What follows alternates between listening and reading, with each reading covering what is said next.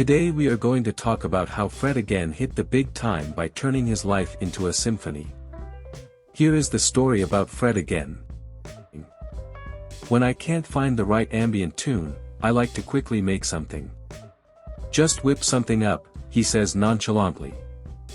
I'd be hard-pressed to find a more fitting introduction to the producer's home, which sits on the periphery of London's South Bank, just along the same river where Fred again, real name Fred Gibson, has made the bulk of his discography.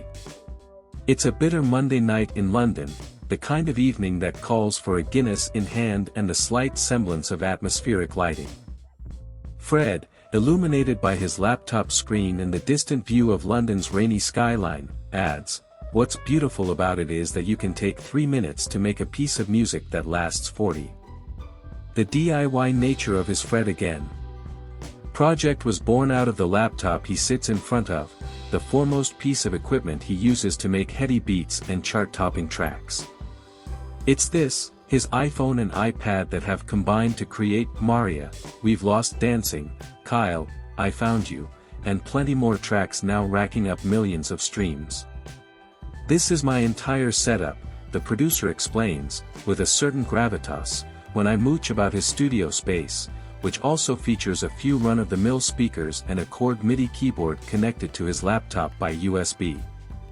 It's a refreshingly simple approach that highlights the on-the-go attitude of this producer, who's been a stable undercurrent throughout electronic music for the past 5 years. After creating that promised ambient track, all within the space of 2 minutes, he makes himself comfortable at home where the conversation turns to his mentor and maestro of ambient music, Brian Eno. As I get older, I realize just how rare his mind is, Fred says. You realize that he's operating on a currency far more powerful than music theory. At 16, Fred magically landed Brian as a mentor after an already decade-long stretch dabbling in classical music. It was here that the future producer, who would come to have a hand in creating 30% of the UK's #1 singles in 2019, really came into his own.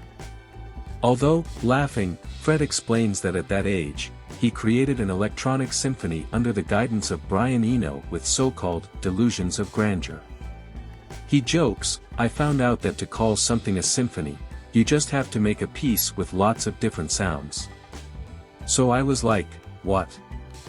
So, I can just get my own symphony? Sick. I thought you had to have a PhD or something. Fred references Brian's early efforts as a key influence as well as boasting him as a mentor, paying homage to the years of musical legacy left before him. Now Fred has become omnipresent in the world of music since making his start in production and helping to create some of the most played tracks of the past near decade, George Ezra's Shotgun, Charlie XCX's After the Afterparty, and an entire Ed Sheeran LP from front to back. I was making music in the framework of other people's artistry, Fred says, adding, but I just felt like I had this thing that I needed to make. It was a leap. After becoming a crucial producer behind the scenes of many hits in the UK, the Baltimore artist felt compelled to showcase more of his own ideas and step into the limelight. In November 2019 he released his debut solo track, Kyle, I Found You, the first taste of his soon-to-be hit EP Actual Life, which landed the following May and catapulted him towards becoming a household name. A year on, in the spring of 2021, his debut album, Actual Life, April 14th to December 17th, 2020, dropped to the delight of the enormous fan base he now commands, bringing across 2 cuts from the EP and adding 14 new tracks and interludes. Made during the lockdown of 2020, between April 14th and December 17th as its title indicates, the phenomenal debut full-length catalogues almost an entire year of his life. The Actual Life series is set to be extended again on November 19th when his second album, Actual Life 2, February 2nd to October 15th, 2021, drops. The musical anthology has become Fred's answer to a diary, creating sonic timestamps of a space and a time in his life, like quick photographs or brief snippets into his world. This is like the makeup of my camera roll made into songs, he says. There's something so exciting to me about how you can make music from the world around you now, where that wasn't possible before. You had to go into a recording studio previously.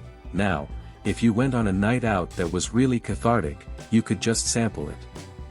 All of his tracks are built around a sound, a vocal, a poem, or something in the same vein taken by the producer, either from scrolling too long on social media and stumbling across the perfect sample, or simply mid-conversation using his phone. Everyone hates the sound of their own voice on those pristine podcast microphones. There's no room for the world. But when you record something with your iPhone and stop speaking for a second, it amplifies the room around you. Everything, he says. It has these very crass compression algorithms that I love, so I record everything from drums, vocals, piano, all on my phone. The raw anatomy of Fred's songmaking is something to behold, giving his music a distinct identity. There are snippets of actual life, drones and background noise from pubs, cafes, bars, and the hustle and bustle of day-to-day London sitting below drunken voice notes, gritty spoken word moments, and soulful vocal samples. When asked how he knows when he's hit the perfect sample, he says he only uses things that fundamentally jump out as something pure or honest. I love how little I feel like I'm able to control or predict what works. By reworking and reworking tracks, sometimes taking months to tune one single sample and its surrounding sound to the cadence that he sees fit, Fred paints these samples a different color, making those voices rhythmic, melodic. I'll spend months working on one sample just trying to find its emotional home. Sometimes I'd take the most extreme one that felt the most jarring, for example, Sabrina, I Am a Party, which uses an unbelievably powerful poem, and I'd have to ask myself, is this okay to take such a real part of her and just pitch it around? I felt like I was patronizing her emotion, but I've since learned that it's just this phase of self-hate, he explains, referring to his 2021 release track which sampled Sabrina Benam's poem, explaining my depression to my mother. Using logic to manipulate these samples and find the corresponding BPM from atmosphere and emotion to beat and rhythm, such tracks can become steady house tunes, or better still, dance floor anthems. One recurring character throughout Fred's current discography is Carlos, commonly heard by the lyrics of "We Gone, Make It Through" in different iterations through tracks and interludes. He's the only sample who I haven't been able to find since. I'm going to America next year, so my plan is to find Carlos, he says adamantly. I owe this man an enormous amount. I enjoy the challenge of finding new ways to keep Carlos present, like the last one there was a melody made out of his breath, Fred laughs. He was a construction worker who I met, and his whole vibe was just so infectiously wonderful. I woke up hungover the next day in an Atlanta hotel with that kind of low serotonin hangover, and I found the video and dragged it into Logic. I started playing chords along with him and became immediately obsessed with glorifying these seemingly mundane moments. So, what's next for Fred again? With a new album incoming, its imminent release is sure to attract a new set of supporters, but for Fred, it's just another chapter in his diary. As the final moments of the minutes-made ambient tune and soundtrack to our conversation ring out in his living room, a resounding reflection pops up.